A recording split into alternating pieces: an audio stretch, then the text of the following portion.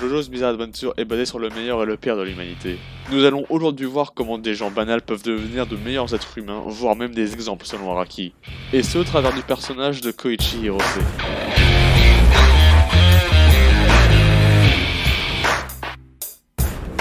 Koichi nous est tout d'abord présenté comme étant une personne timide, notamment quand il dit que son nom n'est pas important ou que son rôle aurait dû s'arrêter à indiquer le chemin d'un inconnu.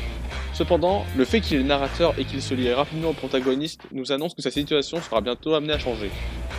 Alors qu'il rentrait tranquillement avec son ami Josuke, Koichi remarque une présence dans une maison censée être à l'abandon. Sa curiosité le pousse à entrer mais il se fait étrangler dans le portail et se fait transpercer par une flèche à stand.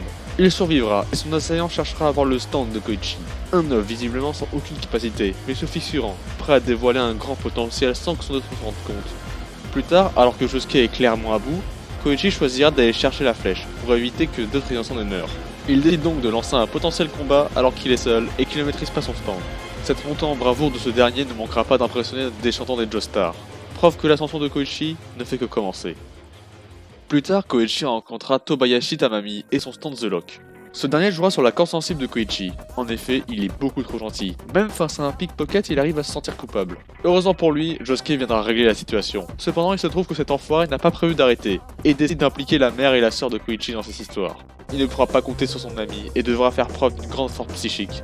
Force psychique qui lui permettra de contrôler son stand et de convaincre sa mère qu'il dit la vérité.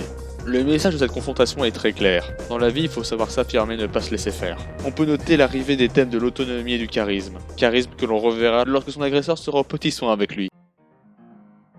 Un autre jour, la jeune Mikako demanda un rendez-vous à Koichi en terrasse. Ce dernier ne comprit pas pourquoi. Selon lui, elle n'a aucun intérêt à venir lui parler, il serait incapable de l'aider en cours ou de lui garder son animal de compagnie.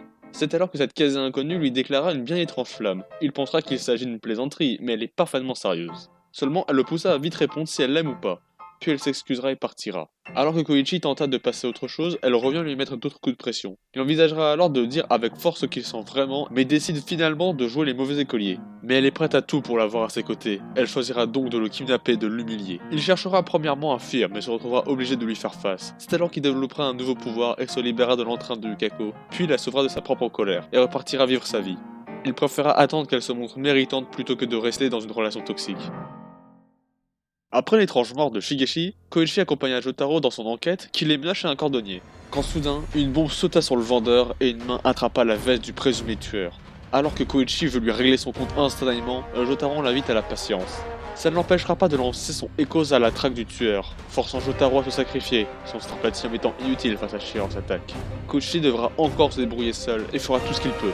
Cependant, si les deux premiers actes étaient faibles bien que polyvalents, leur pouvoir ne servent à rien dans cette situation. C'est alors qu'il débloque l'acte 3, un stand de courte portée ayant pour but de stopper Chihiro's attaque. On peut voir en ce stand une forme d'admiration envers Jotaro, arrêtant ses ennemis comme Star Platinum arrêtait le temps. Il arrive à faire revenir le manieur et aux portes de la mort arrive à trouver son identité, Kira Yoshikage. Il insiste lourdement sur le fait qu'un simple gamin est plus le démasquer, mais le grand Jotaro se relève pour remercier ce jeune homme pas si ordinaire que ça. Koichi, tu as vaincu cet homme moralement. Si tu n'avais pas été là, je serais mort.